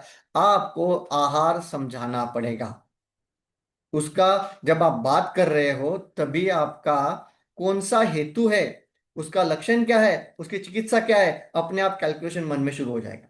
जब हम पेशेंट के साथ अच्छे से सुन रहे हैं तो अपने आप उसके हेतु के बारे में हमको अच्छे से समझ में आ जाएगा। दूसरा, हेतु के बारे में समझ गया, तो उसके हम बाकी का आराम से, उसको क्या डाइट हमको देना है, उसको क्या आहार हमको बताना है, क्या व्यायाम बताना है, ये जरूरी है। और तीसरा, अब्रह्मचर्य। अगर अब्रह्मचर्य के बारे में हर एक पेशेंट को पूछना जरूरी है। अगर वो विवाहित है तो वैवाहिक के बारे में पूछो, अविवाहित है, अगर मेल है तो मास्टरबेशन के बारे में पूछो। बहुत सारी वात की बीमारियां आजकल लड़कों में भी, त्वचा से लेकर पिंपल्स तक, जो जो आपको वातज लग रहा है, वहां पे आपको ओवर मास्टरबेशन की हिस्ट्री मिल सकती है। मुझे, मेरा अनुभव ऐसा रहा है। क्यों? जमाने सर अच्छे से बोलते हैं कि अगर ओवर मास्टरबेशन से शुक्र छोटा सा गिरेगा पर वात बहुत बढ़ेगा। और तो ये समझना जरूरी है। और अगर विवाहित है तो कोई कोई कपल आपको ऐसा बोल रहे हैं कि महीनों हमारा फिजिकल इंटीमेसी नहीं हो रहा है, तो भी उसके दुष्परिणाम हमें, चरक ने बोला है, काम की चिकित्सा क्रोध है, क्रोध की चिकित्सा काम है। तो त्रयोपस्तंभ आपको आपकी प्रैक्टिस में एक बड़ा हुक्म का इक्का बन सकता है। आपको हेतु लिंग औषध को समझने के लिए, पेशेंट के वात पित्त कफ त्रिदोष को समझने के लिए, उसको चिकित्सा देते समय अपनी बुद्धि से काम करने समझने के लिए, आपको ये बहुत अच्छा समझ में आएगा। सिंपल है। डॉक्टर साहब, बहुत इच्छा होती है सेक्स करने की, बीबी नहीं मानती, या अगर दोनों को ट्रीटमेंट कर रहे, तो एक में कफ की प्रकोपावस्था है और एक में वात की प्रकोपावस्था है, अपने आप समझ में आ जाएगा। तो त्रयोप स्तंभ को आयुर्वेद के वैद्यों ने बिल्कुल हल्के में नहीं लेना। क्यों? क्योंकि ये पिलर है। चरक ने, वाग्भट ने, हमारे ऋषियों ने इसके ऊपर अलग अलग श्लोक रखे हैं। तो इट्स नॉट, बहुत उनको कुछ लिखना था, इसके लिए नहीं लिखा है। इसके पीछे बड़ा लॉजिक है। तो त्रय को स्तंभ को समझो, वात पित्त को समझो। वात पित्त को समझने के लिए भी बहुत बड़ा नॉलेज चाहिए, ऐसा नहीं है। मैं नए वैद्य के लिए बात कर रहा हूँ। जब मैंने बात किया तो मुझे बताया गया कि ये नय वैद्य ज्यादा है, इसलिए बोल रहा हूँ। तत्र रुक्ष लघु शीता खर सूक्ष्म अनिला। तो इसके अपोजिट क्या होंगी? वात की ट्रीटमेंट होगी। तो ये समझना जरूरी है। तत्राज्ञा मारुतम घंटी त्रयास्तिक्ता दया कफम। पहले तीन दोष वात को कम करेंगे, मधुर आम्ल लवण वात को कम करेंगे, कटु तिक्त कषाय कफ को कम करेंगे, कषाय तिक्त मधुरा पित्त पित्त को कम करेंगे। सो वात कम करने के लिए हमारे पास रस है, पित्त को ट्रीट करने के लिए रस है, कफ को ट्रीट करने के लिए रस है। गुण सिद्धांत समझना बड़ा जरूरी है।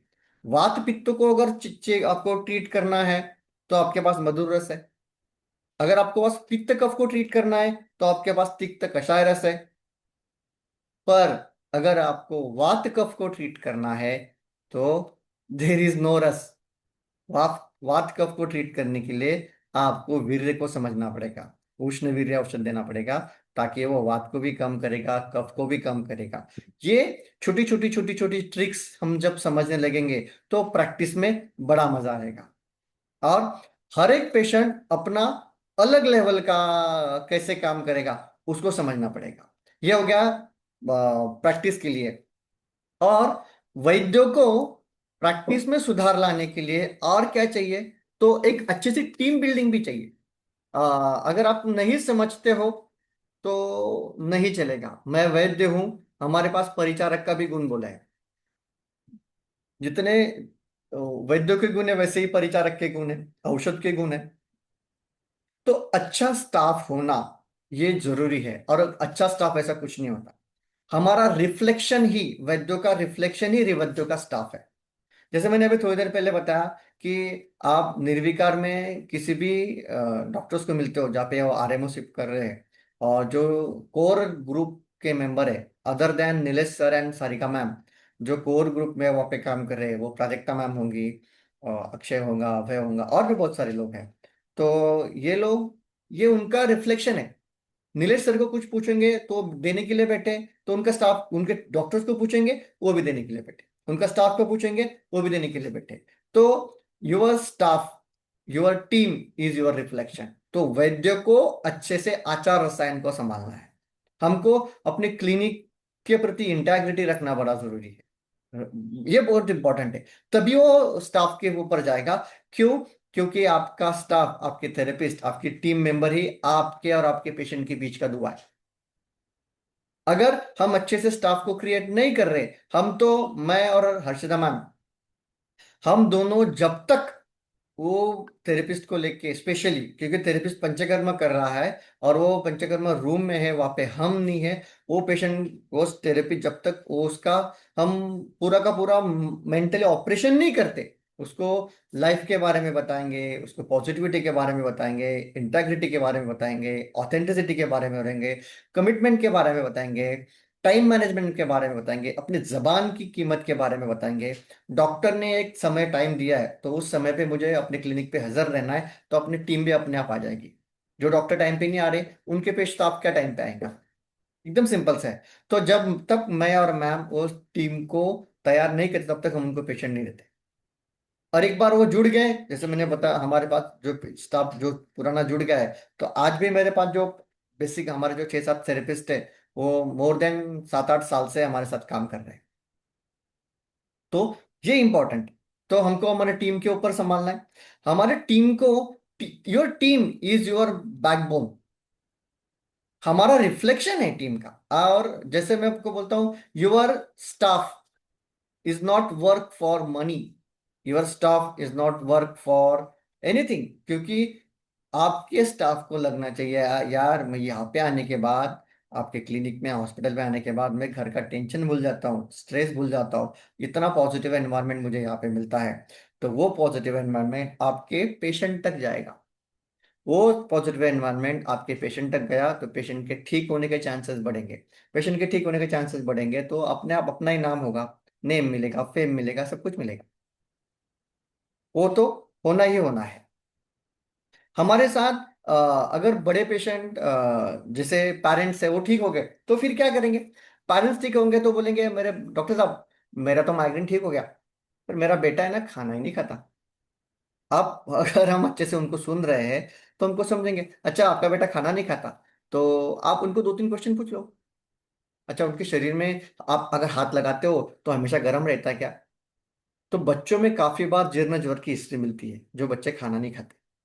तो हाँ डॉक्टर साहब, वो उसको हाथ लगाओ ना तो गर्म ही रहता है, हाथ को हाथ लगाओ, पैर को हाथ लगाओ, माथे पे हाथ लगाओ, तो गर्म ही रहता है। समझ लेना, हमको उनको बोल सकते हैं, अरे उनको है ना हड़ताप है, जीर्ण ज्वर है। अगर उनका जीर्ण ज्वर ठीक हो गया, उनका लीवर काम करना शुरू कर देगा, उनकी भूख खुलेगी, ठीक हो जाएगा। अब बोलेंगे, कभी कभी अच्छा लगता है, कभी सब्जी अच्छी रहेगी तो खाता है, नहीं रहेगी तो नहीं खाता है, तो ये वात प्रकृति का बच्चा है या फिर उसको कृमि है। उसके अकॉर्डिंगली पूछ लो उनको, बोला उसकी टंग में काफी जीभ सफेद दिखती है क्या? वो अगर साथ में लाएगी तो हाँ, देख लो सफेद है, बोलो इसको कृमि है, इसका पेट साफ नहीं हो रहा है, इसको आम है, अगर हम इसको कृमि की चिकित्सा कर लेते हैं, हो जाएगा। आजकल डॉक्टर्स के लिए मैं तो हुकुम का इक्का बोलता हूँ, छोटे बच्चे। क्यों? छोटे बच्चे तो 100% बीमारी का शिकार है। क्यों? अगर आप देखोगे, रिसर्च करोगे, तो यह पाया गया है कि पिछले 30 सालों में बच्चों को जो चीजें पसंद है, उसमें 30% शुगर इंक्रीज की गई है। क्यों? ताकि शुगर इज एडिक्टिव सब्सटेंस।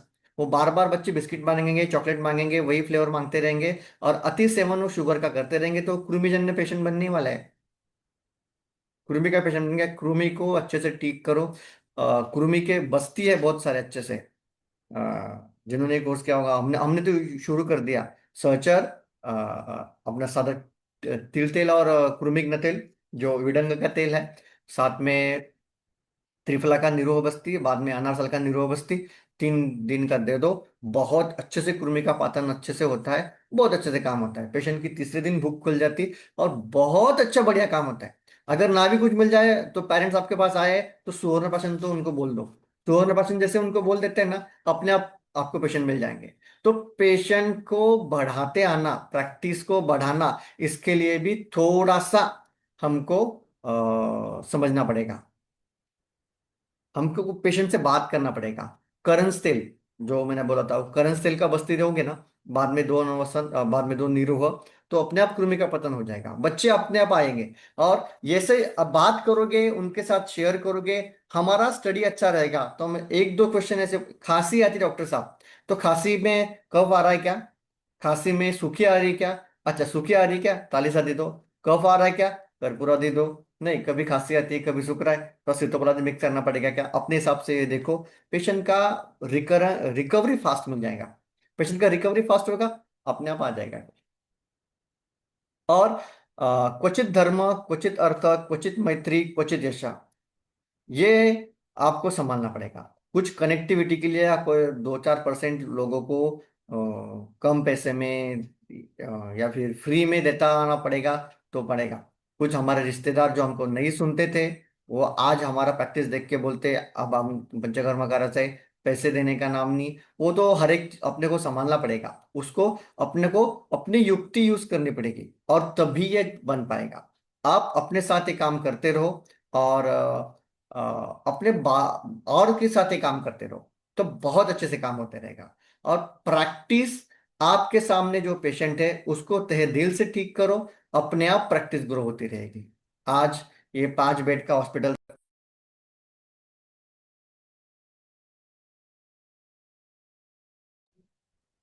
आज तक ये 5 बेड के हॉस्पिटल पे पहुंचे हैं। और thank you to all the teams. आपने तहे दिल से आपका ये दिया। मैं आपको सभी को, जिनको भी पॉसिबल है, आप जलगांव आइए, वेलकम टू धात्री क्लिनिक, आप धात्री हॉस्पिटल। अब हम धीरे धीरे बहुत जल्द प्लान कर रहे हैं एक NABH हॉस्पिटल का। और जो और बड़ा रहेगा, अ, देखते हैं कैसे कैसे होता है। और थैंक यू सो मच, आपने मेरी बात पेशेंटली सुनी। Thank you so much. और कुछ क्वेश्चन है तो वो देखते हैं। रक्तमोक्षण चूर्ण का फॉर्मूला मैंने आपको बोला है। लक्ष्मी विलास, सीतोपलादी, सीता एंड सूचकर। How much you pay for staff. हाँ, नीलेश सर की एक बात बड़ी अच्छी है। वो बोलते हैं 3 चीजें देने में कभी हिचकिचाना नहीं: पैसे देने में, ज्ञान देने में, और टाइम देने में। आप अगर अच्छे से पे करते हो, तो पेशेंट, आपका स्टाफ आपके साथ टिकेगा। आप स्टार्टिंग से, अभी हमारा डिस्ट्रिक्ट प्लेस है, यहाँ पे हम स्टार्टिंग से ही 9 से 12 हज़ार के आसपास देते हैं। और हम पंचकर्मा के ऊपर इंसेंटिव देते हैं, तो जो स्टाफ ज्यादा पंचकर्मा कर रहा है उसको उसके ऊपर इंसेंटिव भी मिलता है। तो ये अच्छा है आपको देने के लिए। और हाँ, आप, अगर आपका नया सेटअप है, आप बोल सकते हो जब तक तू ट्रेन नहीं होता तब तक हम कम देंगे, बाद में उसका आप पेमेंट बढ़ा सकते हो इस हिसाब से। Thank you. रिकॉर्डिंग मिलेगा क्या? I really don't know. आप मंजू मैम से बात कर लेना इस बात के बारे में। वो शायद आपको इस बारे में बताएंगे कि इसका रिकॉर्डिंग मिलेगा क्या, नहीं मिलेगा।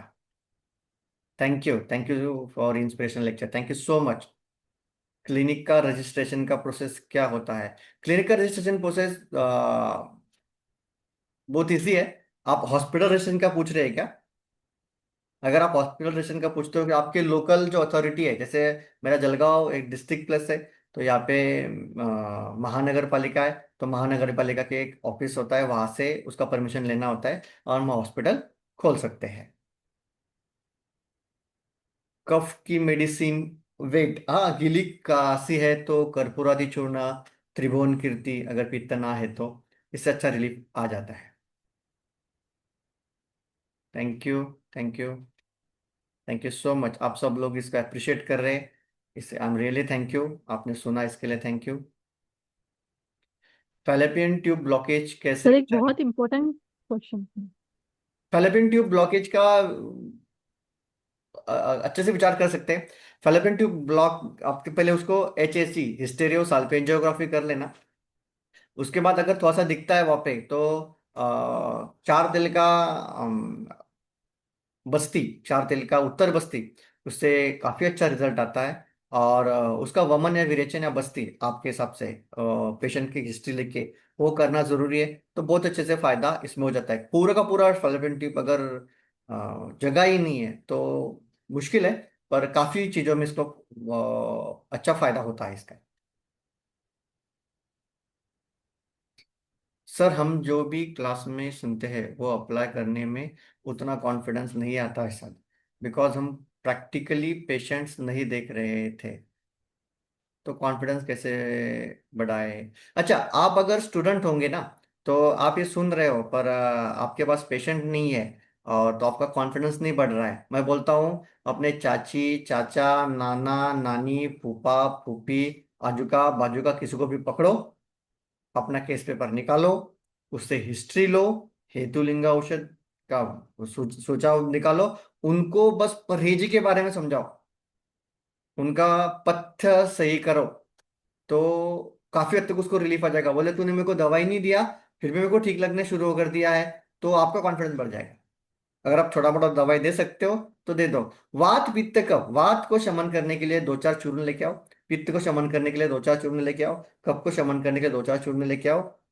आपके इंटर्नशिप में आपका प्रैक्टिस शुरू कर दो। ये ये अभी का जो टाइम है ना, ये आपको बड़ा कॉन्फिडेंस देगा। अब पैसे के पीछे नहीं भागना, जितना ज्यादा आप पेशेंट देखोगे उतना आपके लिए अच्छा है। शतमारी भवेत वैद्या सहस्त्रेषु राज वैद्या, ऐसा बोलते हैं। जो 100 लोगों को मारता है मतलब प्रैक्टिकली नहीं मारता, मतलब उसका अनुभव इतना है, उसको वैद्य बोलेंगे। और जितने 1,000 लोगों को मारा है मतलब इतना अनुभव लिया है, प्रैक्टिकली मारा नहीं है, 1,000 लोगों का उनको सहस्रेशु राज वैद्य, वो राज वैद्य है।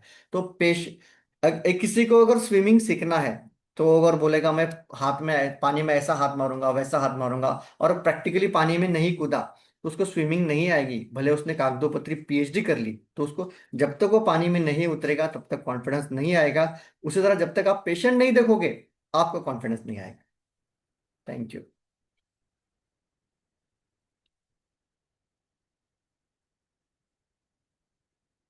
श्वेत प्रदर चिकित्सा कौन से कल्प से शुरू करें? जनरली श्वेत प्रदर पांडु में आता है, तो पांडु की ट्रीटमेंट में अगर आप करते हो तो श्वेत प्रदर ठीक होता है। ताप्य दिलो इसमें अच्छा काम करता है, देखो।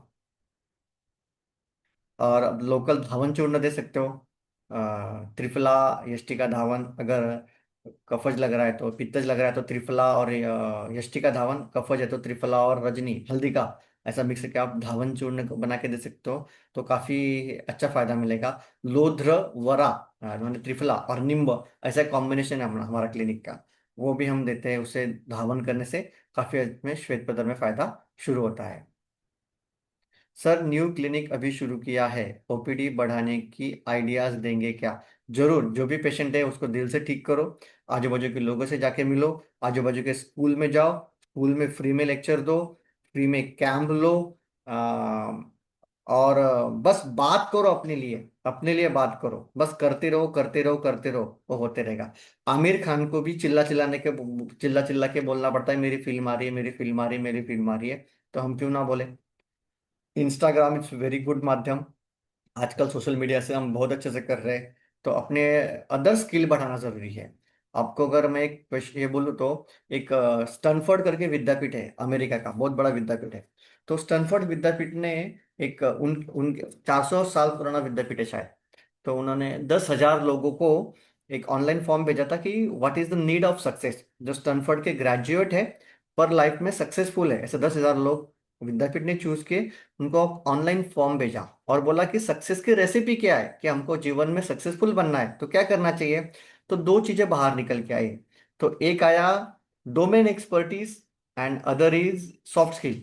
तो what is domain expertise? Domain expertise mean the knowledge of your own subject. अगर हम आयुर्वेद डॉक्टर है तो हमको पता होना चाहिए त्रिदोष सप्तधातु त्रिमल त्रयोपस्तंभ, ये अपने domain expertise, and other is soft skill. So the क्या निकल के आया बाहर, तो 88% सॉफ्ट स्किल जरूरी है। और what is soft skill? Soft skill माने ability to think, ability to express, ability to act, conflict नहीं रहना, काम करते रहना, अपनी बात लोगों से कहते आना, ये सब सॉफ्ट स्किल में आती है। और 12% आता है डोमेन एक्सपर्टीज। तो अपना आयुर्वेद का अभ्यास ही इतना बड़ा है, वो डोमेन है, 12% है, तो आप सोचो 88% कितना होगा। तो करने से आएगा, करते रहो करते रहो करते रहो, बात करते रहो, अच्छे लोगों की संगत में रहो, जो लोग आपके फील्ड में सक्सेसफुल है वो लोग के साथ में करते रहो। जो लोग फुल टाइम प्रैक्टिस कर रहे हैं, ऐसे हॉस्पिटल में जाओ, ऐसे क्लिनिक में जाओ, डॉक्टर के साथ जुड़ो, काम करो। जरूर आपका प्रैक्टिस सक्सेसफुल होगा। ओपीडी एनएबीएच कर सकते हैं क्या? हाँ हाँ, ओपीडी भी एनएबीएच कर सकते हैं आप। वो है, निर्विका का शायद उसका एक कोर्स भी आ रहा है। आप निर्विका की टीम से बात करो, मेरा अभी तक एनएबीएच नहीं है, तो मुझे उसके बारे में इतना पता नहीं है।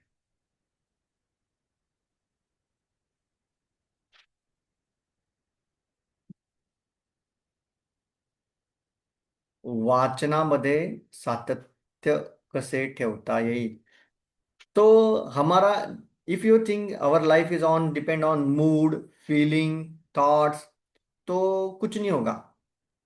मुझे रोज 5 पन्ने पढ़ना है, मुझे 10 मिनट पढ़ना है, आधा घंटा 1 घंटा पढ़ना है, वो टाइम फिक्स कर लो। लगे तो अपना मोबाइल में रिमाइंडर लगाओ कि ये आधा घंटा 1 घंटा मेरे को पढ़ना है, और पढ़ना है, दैट्स इट। पढ़ना मतलब पढ़ना है, डिस्ट्रैक्शन नहीं रखना। हमारा फोन हमारा आज का बहुत बड़ा डिस्ट्रैक्शन है। तो फोन को जितना हो सके उतना कम यूज करो, या फिर अपने फायदे के लिए यूज करो। थोड़ा सा एंटरटेनमेंट जरूरी है, उसको समय टाइम दो। पर वाचाल तर वाचाल मराठी में बोलते हैं, if you have good reading skill then you can have good talking skill also. जो पढ़ता है ना उसी को बोलते भी आता है। तो पढ़ना बहुत जरूरी है, पढ़ना ही चाहिए, और उसके लिए आप शेड्यूल लगाओ। Human beings are design to survive, human being are design to bore, हम जल्दी बोर होते हैं। इसीलिए ह्यूमन बीइंग ने बाकी क्रीचर से ज्यादा तरक्की की है। वो अलग डिफरेंट पार्ट है, पर हमारा ब्रेन जल्दी डिस्ट्रैक्ट होता है। हमारा ब्रेन जल्दी थकता है और बोलता है, हमको जल्दी निकालना कोशिश करता है जो चीजें, और छोटी छोटी चीजों के लिए रास्ते ढूंढता है कि कैसे मैं खुश हूँ, तो डिस्ट्रैक्शन करते रहता है। तो उसको मूड फीलिंग स्विंग, इसके ऊपर स्विंग मत हो। एक बार डिसाइड कर लिया, ठान लिया तो ठान लिया, करते रहना है। और अल्टीमेटली सोचना, मुझे मेरी लाइफ कहाँ लेके जानी है, मुझे कहाँ तक पहुंचना है, मुझे क्या करना है अल्टीमेटली। एक किताब है, 5 रिग्रेट्स ऑफ लाइफ, कि जो जो लोग जो मर रहे थे उनको पूछा कि आपके रिग्रेट क्या लाइफ के। तो एक रिग्रेट जो हमेशा सामने आया, सब में कॉमन आया, वो है, मुझे जैसी लाइफ जीनी थी वैसे मैंने जी नहीं, और जैसी लाइफ मैंने जी वैसे मुझे पसंद नहीं थी। तो आज का मत सोचो, लॉन्ग टर्म का सोचो, और लंबा सोचो, बड़ा सोचो। Your thought is your life, your word is your world. तो देख, पढ़ो। तो इनको क्वेश्चन देख क्लास में। हाँ। सर, क्या हमें क्लिनिक के लिए बीएमडब्ल्यू लेना जरूरी है? बायोमेडिकल बस लेना जरूरी है। तो एक आंसर दे रहेगी है। कि वो तो वैसे ही पढ़ लिया। बायोमेडिकल लेस लेना जरूरी है, अच्छा है लेना। तो आजकल सब लॉस स्ट्रिक्ट होते जा रहे हैं, तो जितना हो सके उतना हमको लॉ को फॉलो करना ही है।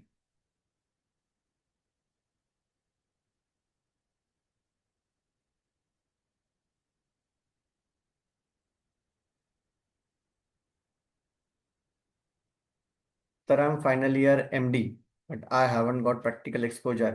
Where should I go learning practical Ayurveda under practice? Because being female, we have limited time for this due to family pressure. Kindly guide. Join this master class, और आपको यहीं पे बहुत सारा मिल जाएगा। एंड स्टार्ट प्रैक्टिसिंग, आपके आजू बाजू के मम्मी पापा चाचा चाची नियर के लोगों को ट्रीट करना शुरू कर दो। आपको प्रैक्टिकल अनुभव आना शुरू हो जाएगा। डोंट, अभाव में नहीं सोचना, मेरे पास जो है उसके उसमें क्या मैं कर सकती हूँ या कर सकता हूँ, इसमें सोचना। और अभी किसी ने रीडिंग के बारे में पूछा था, तो एक मेरी फेवरेट किताब है, रिच डैड पुअर डैड। वो बोलता है this car, I can't afford this car. ये एक सेंटेंस है। और दूसरा सेंटेंस है, how can I afford this car. एक पहला सेंटेंस है, I can not afford this car, तो आप कभी ले नहीं पाओगे। आप दूसरा बोलोगे कि how can I afford this car, तो कुछ रास्ता सूझेगा। तो घर का प्रेशर है, फैमिली का प्रेशर है, आपको प्रैक्टिकल के लिए बाहर निकलने नहीं दे रहे, तो काम करो। जो भी जितना है, अभाव में कभी भी अपने आप को कम नहीं समझना। आप यहाँ पे आए हो, आप आयुर्वेदा में आए हो, उसमें भी आपने आयुर्वेद प्रैक्टिस चूज किया, उसमें भी आप ऐसी कोर्स में आज बैठे हो जहाँ पे लर्निंग के लिए, ग्रोथ के लिए बात की जाती है। That mean I am acknowledging you, that shows your commitment for your life. आप हर एक चीज, जो हर एक लोग यहाँ पे बैठा है ना यहाँ पे, आप आज अपने आप को थैंक यू बोलना। क्यों? क्योंकि आपने ग्रोथ चूज की है, नहीं तो आप जाके सो भी सकते थे। आपने आपने अपने लिए बड़े सपने देखे हैं, बस उसके लिए चलते रहना। जो मेरे पास नहीं है तो नहीं है, दैट्स इट। उसका एक्नॉलेज करो, एक्सेप्ट करो। हर एक के पास हर एक चीज नहीं हो सकती। वो एक मूवी का डायलॉग है, आप कुछ भी करो जिंदगी में कुछ ना कुछ तो छूटेगा ही। तो जो मेरे पास है, वो संसाधनों में मैं क्या कर सकती हूँ, उन संसाधनों में मैं क्या कर सकता हूँ, वो लाइफ को आके लेके जाएगा। Thank you.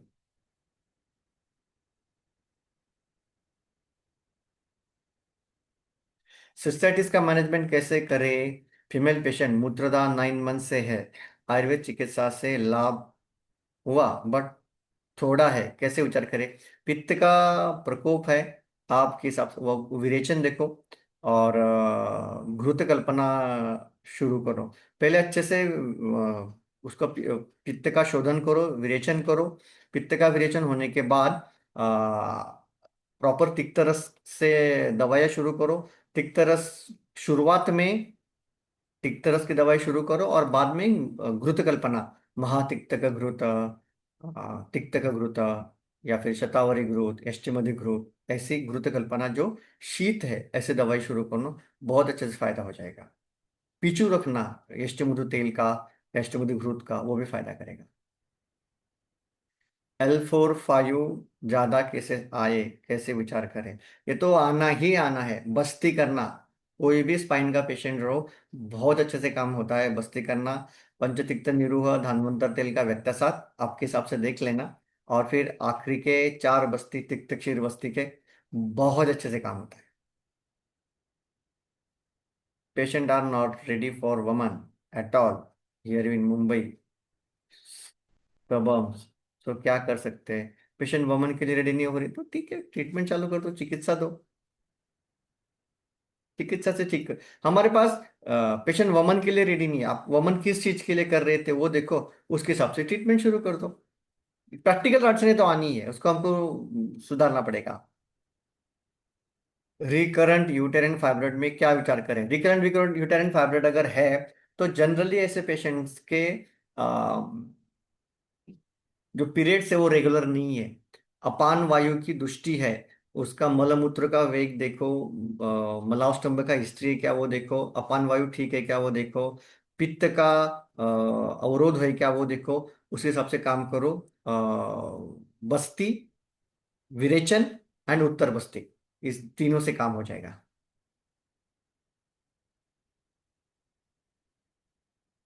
सर ओबेसिटी के लिए कुछ बताइए, एक्सरसाइज के साथ साथ क्या एडवाइस कर सकते हैं? ओबेसिटी के लिए एक्सरसाइज, फूड, मीठा, शुगर बंद करना जरूरी है इन सब पेशेंट का। और एक्सरसाइज सबसे, और शोध है कि पांडु है, अपना निदान क्या बनते जा रहा है वो देखो। लोह कल्पना और घृत कल्पना बहुत अच्छे से काम करती है।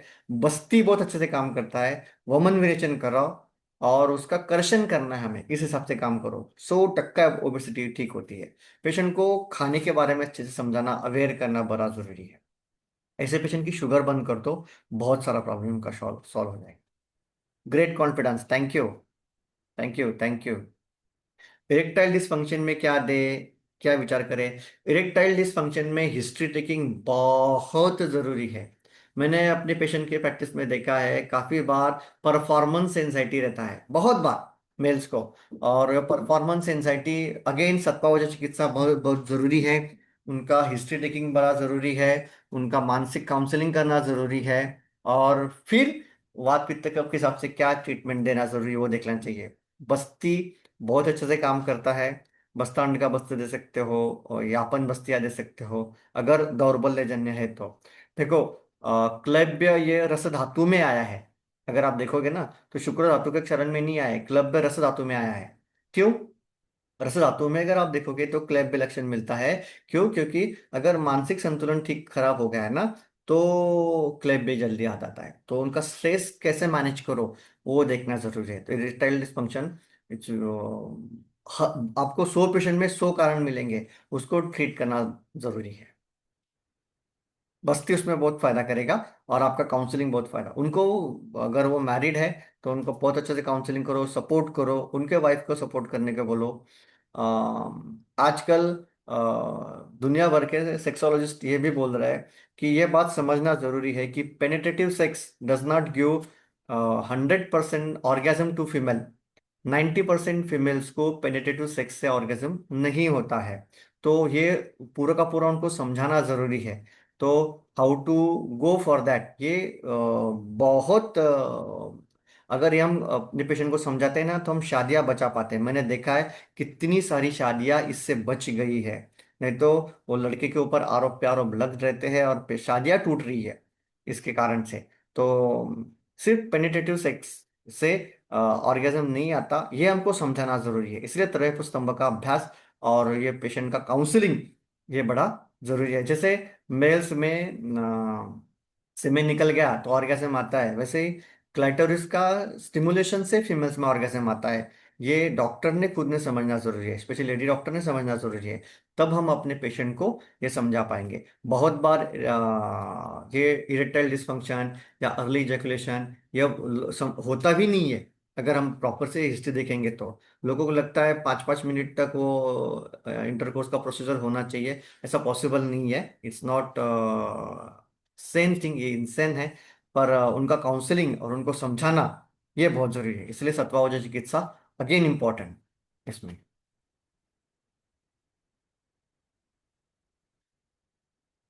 वात पित्त कफ का 3-3 चूर्ण बहुत इजी है, आप देख लेना। पित्त है तो आमल की चूर्ण ले सकते हो आप, यष्टिमधु चूर्ण ले सकते हो, शतावरी चूर्ण ले सकते हो, गुड़वेल का चूर्ण ले सकते हो। कफज है तो आप त्रिकटु ले सकते हो, पिपली ले सकते हो, सौंठ ले सकते हो। वातज है तो और भी बहुत सारे, शतावरी है, अश्वगंधा है, विश्व है। You told about सस्नेह निरोबस्ती, you can you explain in detail about this? सस्नेह निरोबस्ती ये सिर्फ शोधन के लिए यूज कर सकते हैं। मतलब क्या, तो अपना एनिमा पॉट है ना, एनिमा पॉट में पहले जो नली है उसमें तेल डालना, और बाद में एनिमा पॉट में काढ़ा डालना, बस तेल और काढ़ा, ऐसा सस्नेह निरोग, दैट्स इट। ये शुरुआत के प्रैक्टिस में किया था, तब वो जरूरत थी। तो आप के हिसाब से अगर आपकी भी शुरुआत की प्रैक्टिस है और आपको इसका जरूरत है तो आप ये कर सकते हो। अजुस परिमय में कैसे विचार करें, अजुस परिमय में भी इम्पोर्टेंट है। खान पान देखो, रस धातु की दृष्टि है वो देखो, प्रॉपर शोधन करके रसायन और बृहन चिकित्सा बहुत जरूरी है। बस्तांड का बस्ती इसमें काफी काम करता है। यापन बस्तिया काम करता है, और अजुस परिमय बहुत अच्छे से 100% ठीक होता है, काफी अच्छे से ठीक होता है। Thank you.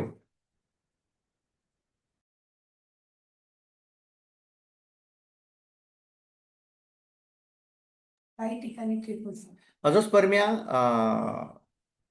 बहुत बार अगर बिल्कुल नहीं नहीं है तो मुश्किल है, पर हो सकता है।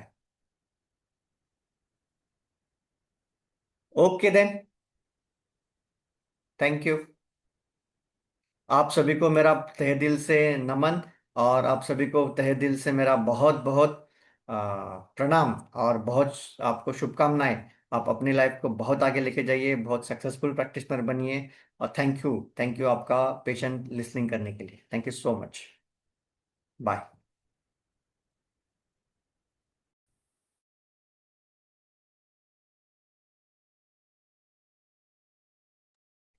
Thank you, thank you all the सब आईएएस प्लेटफॉर्म के लिए भी थैंक यू, निर्विकार टीम के लिए थैंक यू, और ये लेक्चर सुनने वालों को भी thank you. Thank you Manju ma'am, thank you Lalit sir, and thank you all. Thank you Prajakta ma'am.